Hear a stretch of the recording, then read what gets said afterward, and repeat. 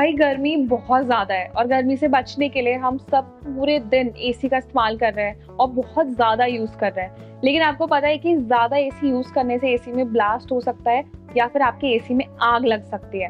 और ये ना मैं कुछ इमेजिन करके नहीं बोल रही हूँ, सिर्फ बात नहीं कर रही हूँ, मैं आपको उसकी कुछ इंसिडेंट्स भी बता सकती हूँ। जैसे हाल ही में नोएडा में एक सोसाइटी में अभी एसी ब्लास्ट होने का केस सामने आया है। और ये सिर्फ एक केस नहीं है, आप जैसे ही न्यूज़ खोलते हैं हर दूसरे दिन ऐसा कोई इंसिडेंट आ जाता है कि किसी सोसाइटी में एसी में आग लग गई है या किसी के घर में एसी ब्लास्ट हो गया है। और ये ना बहुत सीरियस सिचुएशन है, ये बहुत ज़्यादा खतरनाक भी है। वैसे तो एसी में ब्लास्ट होने के बहुत सारे रीजंस हैं और इसमें ना आप और हम जैसे लोग भी जिम्मेदार होते हैं। तो मैं आपको कुछ कॉमन रीजंस बताती हूँ जिसमें सबसे ज़्यादा एसी के ब्लास्ट होने के जो केसेस हैं उसमें ये देखा गया है। तो उसका सबसे बड़ा रीजन हो सकता है एसी की सफाई ठीक से ना होना या फिर उसकी टाइम टू टाइम सर्विसिंग ना होना। जब भी आप एसी यूज करते हैं तो एसी क्या करता है ना, आपके रूम की जो गर्म हवा है उसको सक करता है और उसमें जो बहुत सारे डस्ट पार्टिकल्स हैं वो भी आपके एसी के अंदर चले जाते हैं। और एसी में कई बार ऐसा होता है बहुत ज्यादा डस्ट इकट्ठा होने की वजह से उसकी कंप्रेसर पे बहुत प्रेशर आता है, जिसकी वजह से आपके एसी में ओवर हीटिंग होने लगती है और इस वजह से भी एसी ब्लास्ट बहुत इजीली हो सकता है। तो इसलिए जरूरी है कि अपने एसी को साफ रखें, क्योंकि आप ये खुद भी ऑब्जर्व करेंगे कि जब आपकी एसी की सर्विसिंग होगी, जब उससे डस्ट निकल जाएगा तो आपका एसी बेहतर तरीके से काम करेगा, हीटिंग कम हो जाएगी और एसी के ब्लास्ट होने का जो चांस है ना वो बहुत ज्यादा कम हो जाएगा। इसके अलावा इसमें 2-3 और फैक्टर्स होते हैं। दूसरा एक इम्पॉर्टेंट फैक्टर होता है रेफ्रिजरेंट।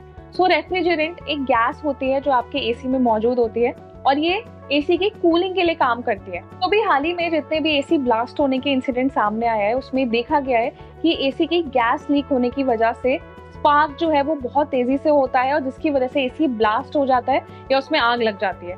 तो ये दूसरा पॉइंट है। तो इसमें आपको अपने एसी को चेक कराना होगा कि कहीं आपके एसी की जो गैस है वो तो नहीं निकल गई है और इससे बहुत इजीली खतरा हो सकता है आपके एसी के फटने का।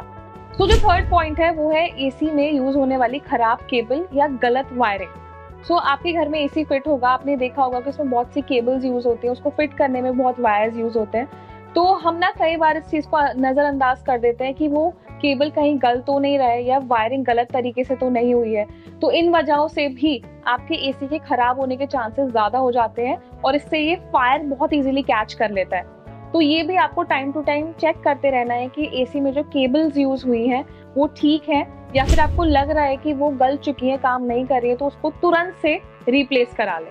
इसके अलावा जो एक फैक्टर होता है एसी के फटने का वो होता है वोल्टेज में फ्लक्चुएशन। तो आपने देखा है कई बार हमारे यहाँ लाइट आने जाने की बहुत ज्यादा प्रॉब्लम होती है। तो उस वजह से क्या होता है कि अगर वोल्टेज बहुत ज्यादा हाई होती है और हाई वोल्टेज में आप अपने एसी को ऑन करते हैं तो एसी के जो कंप्रेसर है उस पर बहुत एकदम से प्रेशर आता है और इसमें एसी के फटने का खतरा ज्यादा हो जाता है। या फिर अगर वोल्टेज बहुत ज्यादा कम है तब भी आप एसी ऑन करते हैं तो एसी को चलाने में एकदम से झटका आता है, तो इसकी वजह से आपका एसी बहुत आसानी से फट सकता है। तो ये भी एक रीजन है कि अगर वोल्टेज या फिर लाइट का फ्लक्चुएशन बहुत ज्यादा हो रहा है तो उस टाइम पे आप कोशिश करें कि एसी का इस्तेमाल ना करें या फिर ऐसे टाइम पे एसी का इस्तेमाल करने से बचें।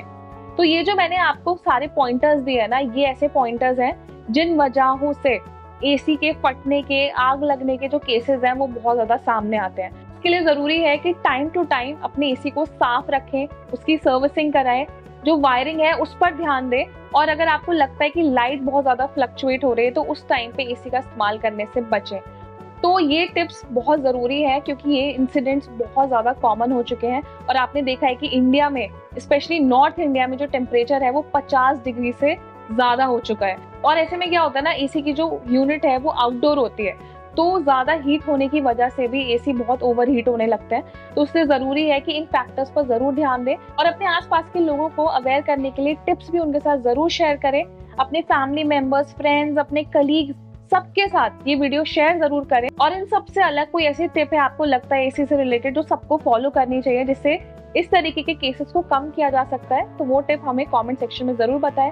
साथ ही ये वीडियो ज्यादा से ज्यादा शेयर करें, लाइक करें और इस तरह के लेटेस्ट इंटरेस्टिंग वीडियोस के लिए हमारे चैनल को सब्सक्राइब भी करें।